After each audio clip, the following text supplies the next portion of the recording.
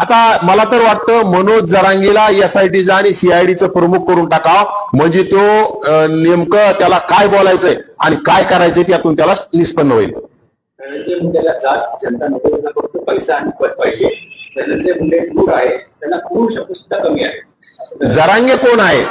जरांगे ज्यावेळी बीड जिल्हा जरांगे नावाच्या माकडाने हैदोस घालून त्याच्या झुंडशाहीने जाळण्याचं काम केलं, गोर गरीब लोकांचे घर जाळे, गरीब ओबीसींच्या हॉटेल जाळ्या, ओबीसींचे सोन्याचे दुकानं जाळले, ओबीसी समाजातील नावी समाजाचे दुकानं फोडून जाळण्याचं काम केलं, त्यावेळेस जरांगे क्रूर नव्हता तर कोण होता? जरांगेनं अगदी 100 पेक्षा पोलीस अधिकाऱ्यावर, म्हणजे ज्यामध्ये महिला सुद्धा भरपूर प्रमाणात आहेत, यांचे डोके फोडण्याचं यांच्या झुंडशाहीने केलं. त्यावेळेस जरांगे क्रूर नव्हता तर कोण होता? म्हणजे स्वतःचं झाकून ठेवायचं आणि दुसऱ्याचं वाकून पाहायचं जरांगेला सवय. आणि फक्त कुठंतरी जाती द्वेष, मराठा समाजाची सुद्धा दिशाभूल करायची.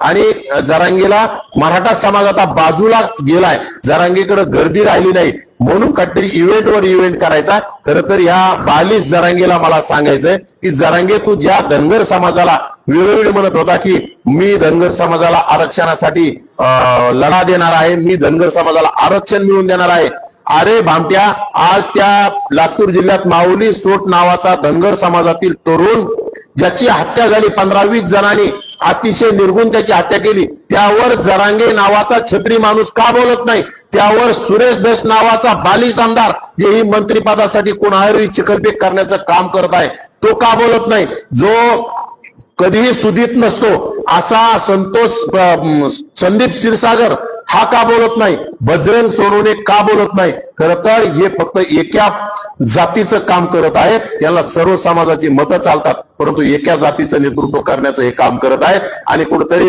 वल्गना सर्व जातीचं आणि नेतृत्व करत आहेत सांगायचं आणि फक्त समाजात भांडणं लावण्याचं काम ह्या लोकांनी केलंय, परंतु सर्व समाजाने या लोकांना आता ओळखलं पाहिजे.